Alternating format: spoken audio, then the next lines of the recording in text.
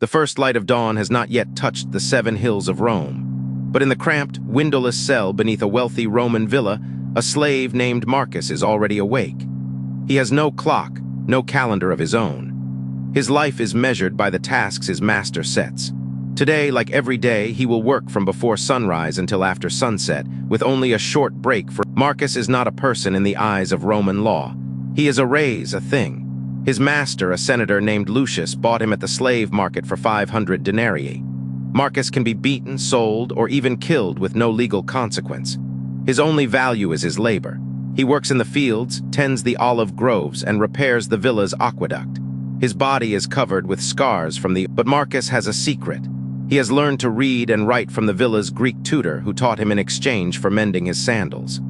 In the dark of night, by the light of a single oil lamp, Marcus scratches letters onto a broken piece of pottery. He is writing a letter to his wife, who was sold to a different master 3 years ago. He does not know if she is alive, but he writes anyway. Marcus's story is not unique.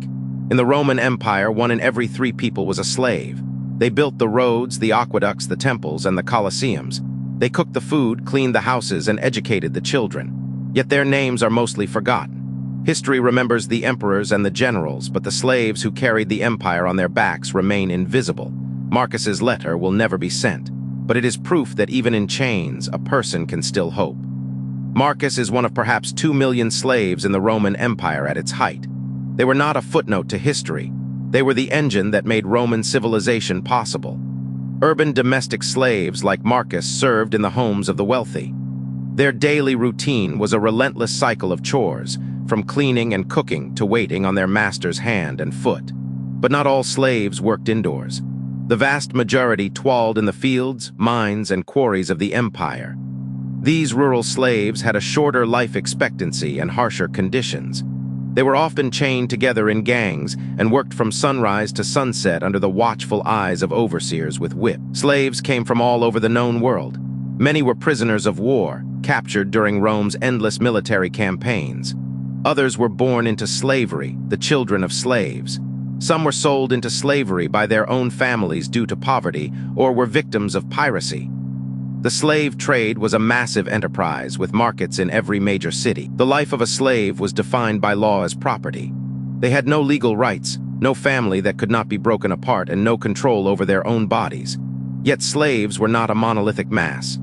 Their experiences varied wildly depending on their master, their skills, and their location. Some educated slaves became teachers, doctors, or managers, while others faced a lot to waiting on the family at every meal. A domestic slave's day began with lighting the lamps and heating the bath water. They fetched water from public fountains, carried chamber pots, and kept the household running smoothly. But not all domestic slaves did menial work.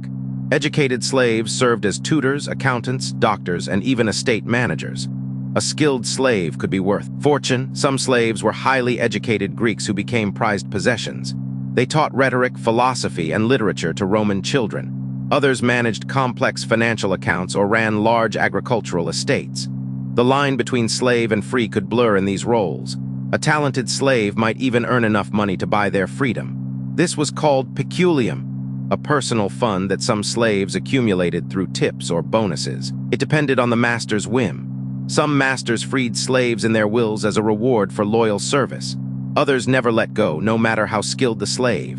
And even after manumission, the former slave became a freedman, still tied to their former master through obligations. They often worked for their old master, now as a client rather than property. Their children, however, were born free. This created a slow path to citizenship. Slavery in Rome was not a monolith. It ranged from brutal labor in mines to comfortable positions in wealthy households. The experience of a slave depended entirely on their master's character and their own skills. But one thing was universal: slaves had no legal rights. They could be beaten, sold, or killed with impunity, yet they were essential to Rome's economy and daily life. Without slaves, the Roman Empire would have collapsed. Their labor built the roads, harvested the grain, and maintained the households that powered a small fortune. The urban slave's life was not without danger. They were subject to their master's temper, and punishment could be severe: whipping, branding, or even crucifixion for serious offenses. Yet some slaves found favor with their owners. Loyal and skilled slaves could be granted privileges. Better food, a small room, even permission to marry and have a family, though their children would all— But even privileged slaves were still property. They could be sold at any time, families torn apart. A loyal slave might be freed as a reward, but manumission was rare and often came with conditions. Manumission could be granted by will, by a formal ceremony, or simply by the master's declaration. But even freed former slaves, called freedmen, still owed duties to their former master and were not full citizens. The urban slave's day ended only when the master retired. After cleaning up from the evening meal, Marcus might finally return to his cell, exhausted, with perhaps an hour or two before he must rise again. But the majority of Roman slaves worked not in the city, but on the land. Agricultural slaves formed the backbone of the Roman economy, producing the grain, olives, and wine that fed the empire. These rural slaves lived in barracks-like quarters on the villa, often chained at night to prevent escape. They worked from sunrise to sunset under the watchful eye of an overseer, who was himself often a slave. The conditions were brutal, but the system was efficient. A large villa could produce enough surplus to make its owner incredibly wealthy, while the slaves who created that wealth saw none. Olives and wine that fed the empire. Their day began even earlier than the urban slaves. At the sound of a horn or the overseer's shout, they rose from their barracks, often dark, crowded, and unsanitary, and marched to the fields. The work was backbreaking. Slaves planted, weeded, harvested, and threshed by hand, often under the brutal Italian sun. They were given a simple ration of bread and a little watered wine. They worked in chain gangs, supervised by an overseer who carried a whip. The threat of punishment was constant. A slave who slowed down or collapsed from exhaustion could be beaten, branded, or even crucified. The Roman agricultural writer Columella advised owners to inspect their slaves regularly, not out of concern, but to ensure they were fit for. The life expectancy of a Roman agricultural slave was short. Many died from overwork, disease, or accidents. Yet the Roman economy depended entirely on their labor. Without them, the grain shipments from Egypt, the olive oil from Spain, and the wine from Gaul would never have reached the city of Rome. The empire was built on the backs of millions of anonymous slaves, but not all slaves accepted their fate. Some resisted in small ways, breaking tools, working slowly, or running away. Runaway slaves, called fugitivi, were a constant problem. Owners hired slave catchers to hunt them down. If caught, they were often branded on the forehead with a letter F for fugitivus. Yet despite the risks, many attempted escape, hoping to find freedom in the chaos of the empire's vast cities or among the barbarian tribes beyond. Of bread, olives, and watered wine. The Roman writer Columella, who wrote about agriculture in the 1st century AD, advised that slaves should be given a tunic every 2 years, and that they should not be overworked, not out of kindness but to protect the owner's investment. On large estates, slaves were often chained at night to prevent escape. The ergostulum, an underground prison, was a feature on many Roman farms. It was a dark, windowless cell dug into the ground where slaves were locked up at night. The only entrance was a narrow hole in the ceiling. Inside, there was no furniture, no light, and often no sanitation. Slaves slept on the bare earth, chained to rings on the wall. This was not punishment for a crime. It was the standard living arrangement. The Roman legal system also allowed for extreme cruelty. Under the Lex Aquilia, if a slave was killed by someone else, the owner could sue for damages. But the slave was treated as property, not a person. If a slave was killed by his own master, there was usually no legal consequence. The Emperor Hadrian did ban the killing of slaves without trial, but enforcement was weak. In practice, a master's power over his slaves. Yet despite this brutal system, slaves found ways to resist. Some ran away, becoming fugitives. Others sabotaged tools or worked slowly. There were also slave revolts, the most famous being the Third Servile War led by Spartacus from 73 to 71 BC. Thousands of slaves joined him, defeating Roman armies before being crushed. The Romans crucified 6,000 survivors along the Appian Way as a warning. But the desire for freedom never died. Feature on Roman farms where rebellious or recaptured slaves were kept in chains. But not all rural slaves were treated so harshly. Some were allowed to tend small plots of land for themselves, and a few could even save enough to buy their freedom, though it was exceedingly. The most brutal existence was reserved for slaves in the mines. Roman silver, gold, copper, and lead mines relied entirely on slave labor. Conditions were horrific.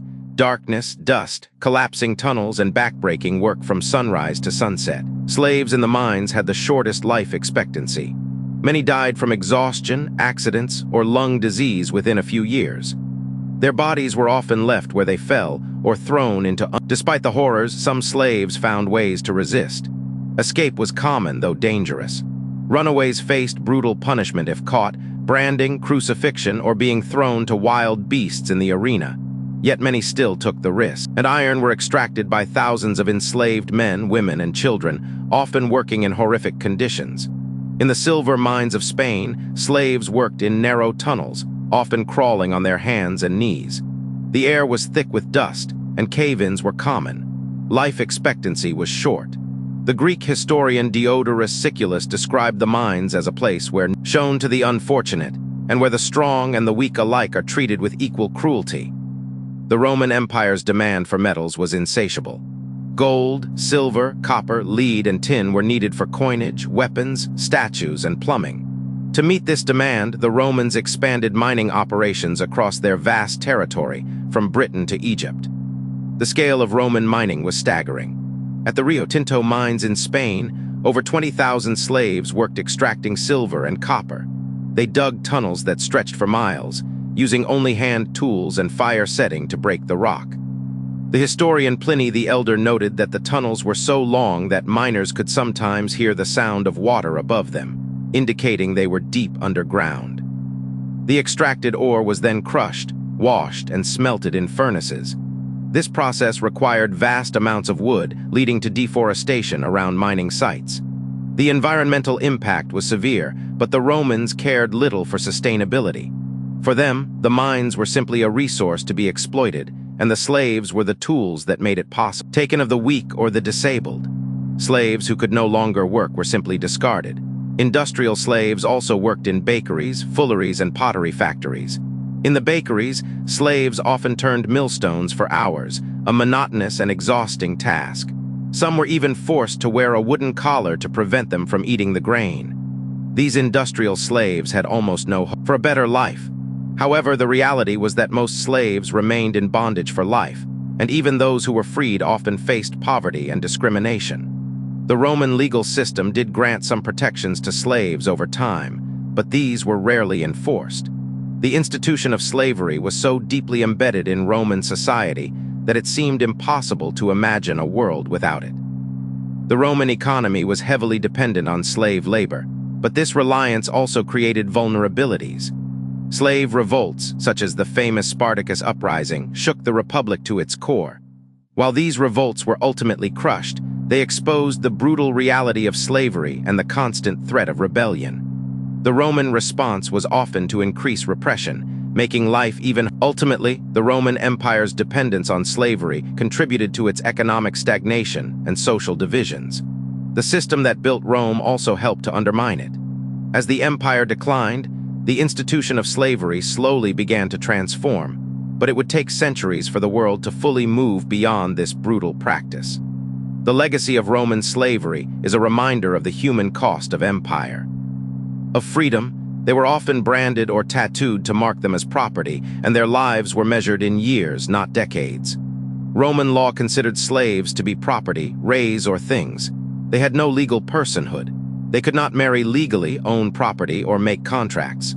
Their testimony in court was only accepted under torture. Yet over time, some protections emerged. The Petronian law, passed under Augustus, limited the arbitrary killing of slaves by their masters. Later, emperors like Claudius and Hadrian introduced further restrictions, such as prohibiting the separation of slave families during sale and punishing masters who killed their slaves without cause. These protections were limited and often ignored, but they reflected a slow shift in attitudes. Stoic philosophers, such as Seneca, argued that slaves were fellow human beings deserving of kindness. However, the institution of slavery remained deeply embedded in Roman economy and society, with no serious challenge to its existence. The Roman legal system did create pathways to freedom. Manumission, the formal release of a slave, was common. Freed slaves, or liberty, became Roman citizens, though they still owed certain duties to their former masters. Their children were born free, and some freedmen even rose to positions of wealth and influence. Law, probably from the 1st century AD, forbade owners from forcing slaves to fight wild beasts without a judge's approval. The Emperor Claudius ruled that 6 slaves abandoned by their owners would become free. But perhaps the most remarkable aspect of Roman slavery was the possibility of manumission, the formal act of freeing a slave. Slaves could be freed by their owner's will, registration in the census, or by a formal ceremony before a magistrate. Freed slaves, called liberty, became Roman citizens, though they still owed certain duties to their former masters. Manumission was so common that it created a large class of freedmen who became merchants, artisans, and even imperial administrators. Some amassed great wealth and influence, blurring the line between slave and free. Ceremony before a magistrate, or by being registered on the census rolls. Some slaves even saved enough money to buy their own freedom. Freedmen, as they were called, became Roman citizens, though with some restrictions. They could own property, engage in business, and their children would be fully free. Many freedmen became wealthy and influential. The poet Horace was the son of a freedman himself. Horace went on to become one of Rome's greatest poets, befriending the Emperor Augustus and shaping Latin literature. Some freedmen even rose to high positions in the imperial administration. Yet freedom was never guaranteed. It depended entirely on the owner's whim. Most slaves never gained their freedom. They lived and died as property, their names forgotten to history. But their labor built the roads, the aqueducts, the temples, and the villas that still stand as monuments to Roman power. The daily lives of these forgotten workers remain a silent testimony to the empire's foundation. A Roman slave's day began before sunrise. In the grand houses of the wealthy, the slave would light oil lamps, draw water from the well, and prepare the morning meal. Every task was timed, every movement watched. There was no privacy, no rest, no moment that belonged to them. They were property, but not all slaves worked in homes. Some were skilled craftsmen, teachers, doctors, or accountants. A literate Greek slave could fetch a high price and might even earn enough to buy their freedom. For a few, slavery was a temporary condition, a stepping stone to a better life. But for most, it was a lifetime of hard labor. The most brutal fate awaited those sent to the mines or the galleys. In the silver mines of Spain, slaves worked in darkness, chained together, breathing dust that slowly destroyed their lungs. On warships, slaves rode in unison, their backs raw from the lash, their lives measured in strokes. These were the forgotten engines of Roman power. Yet even in chains, slaves found ways to resist. They slowed their work, broke tools, or ran away. Some joined rebellions like the famous uprising led by Spartacus. Though the revolt was crushed, it shook Rome to its core. The slaves lost, but they proved that even the most powerful empire could be terrified by those it tried.